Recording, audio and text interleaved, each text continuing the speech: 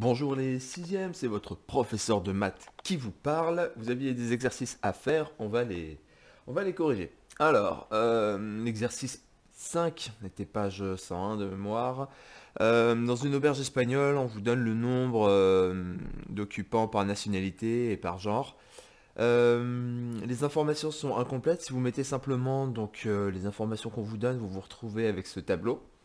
Et là, évidemment, on va pouvoir le compléter très facilement à l'aide simplement de soustraction globalement. Euh, on peut tout de suite calculer le nombre total de personnes, hein, 5 plus 8. On va faire quoi? On va faire, oui, 5 plus 9, 14. 14 plus 8, 22.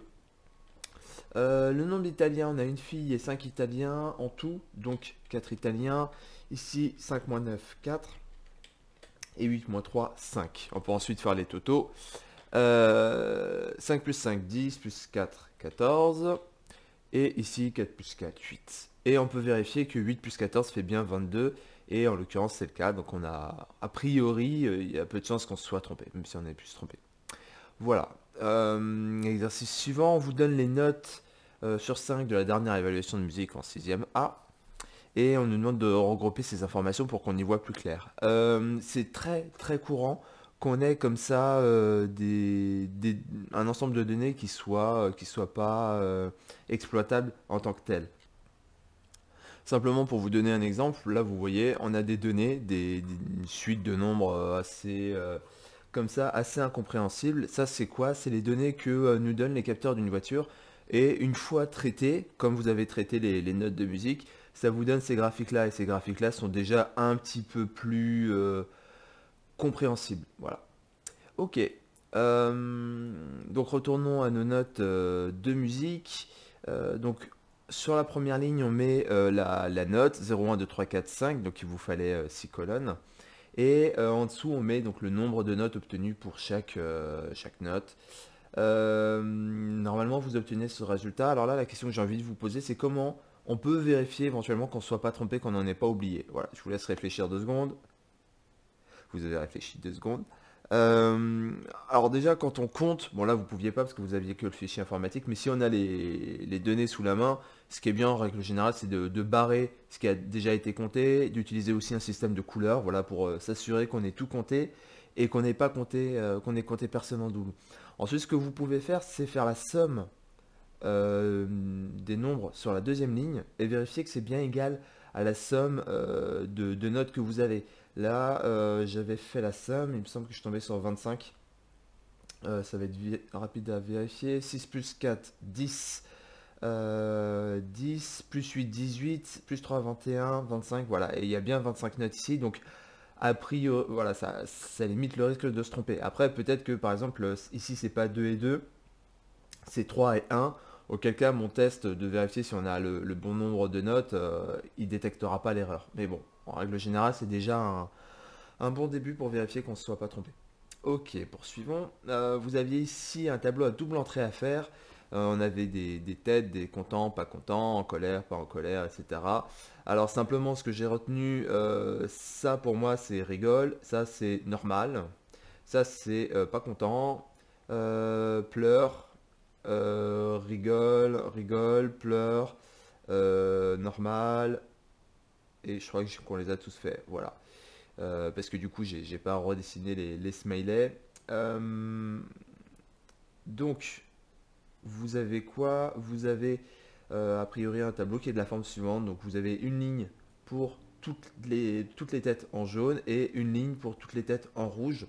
Et après, ce qu'on aurait pu faire, c'est un petit peu comme pour l'auberge espagnole, c'est faire un total. Une troisième ligne totale où on aurait tous ceux qui sont normaux, tous ceux qui sont contents, tous ceux qui sont pas contents. Ça c'est tout bêtement, je ne sais pas si vous avez déjà vu ça à la sortie de magasin, des fois vous avez un petit panneau avec 4 boutons et il y a 4 smileys pour tester la satisfaction des clients. C'est exactement en fait, c'est exactement ça et ça vous donne ce type de tableau et à partir de là on va voir si on a beaucoup de gens qui sont contents, pas contents, etc. Encore que vous allez me dire, c'est assez, enfin, si les têtes sont rouges, c'est a priori que la personne est en colère et ici le code couleur est assez étrange. Mais bon, voilà, vous avez compris, je pense que vous avez compris l'idée. Ok, poursuivons. Alors là, on arrive sur quelque chose d'extrêmement important, c'est la lecture de graphique.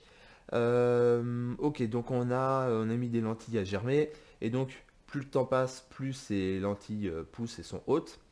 Alors, comment on va dire ça? Quel jour les lentilles ont-elles germé? Donc on voit que le premier et le deuxième jour, visiblement, elles ne bougent pas. Et donc du coup, c'est le troisième jour, ou entre le deuxième et le troisième jour, voilà, que ça germe. Quelle était la taille des pousses le cinquième jour? Alors, comment on lit ça? Eh bien, je me place au cinquième jour, vous voyez. Et ce que je vais faire, c'est que je vais monter verticalement. Dès que je suis sur ma courbe, entre guillemets, je tourne à gauche. Alors, s'il veut bien, voilà. Je tourne à gauche.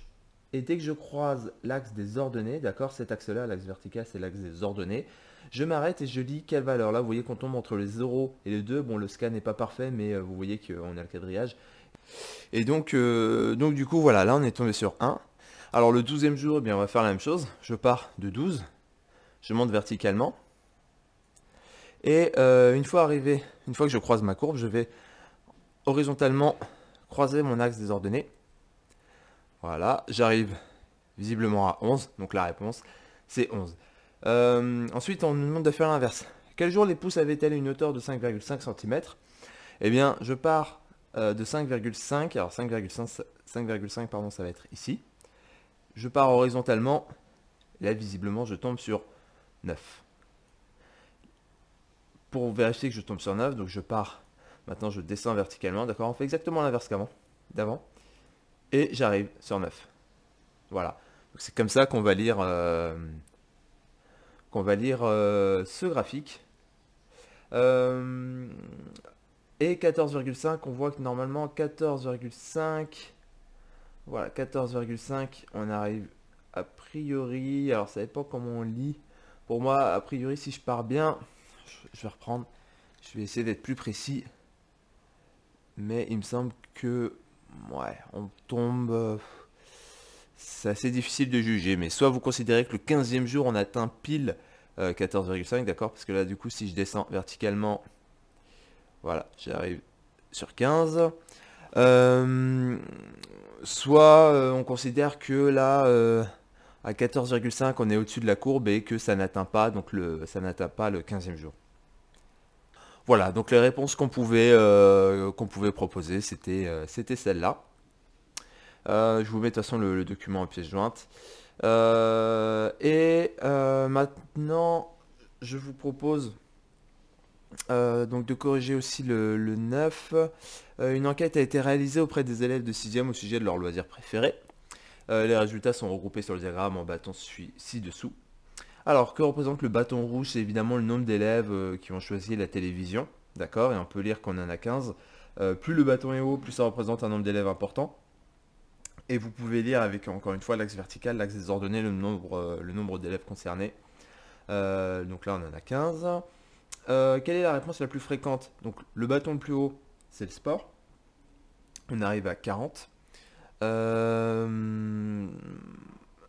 Voilà. Combien d'élèves ont été interrogés? Eh bien là, il faut faire la somme de tous les bâtons.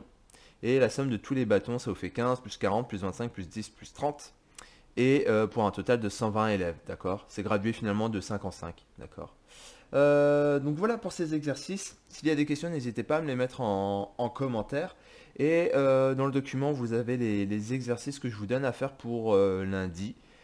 Et voilà, donc ce document, vous l'avez dans le message, d'accord? Et je pense que c'est le document que je mettrai à jour au fur et à mesure. Voilà. Voilà, encore une fois, si vous avez des questions sur ce qu'on vient de voir, vous me les mettez en commentaire de la vidéo, comme ça tout le monde pourra les lire. Et puis de manière générale, si vous avez d'autres questions, n'hésitez pas à me contacter sur le bureau numérique. Voilà, à très bientôt.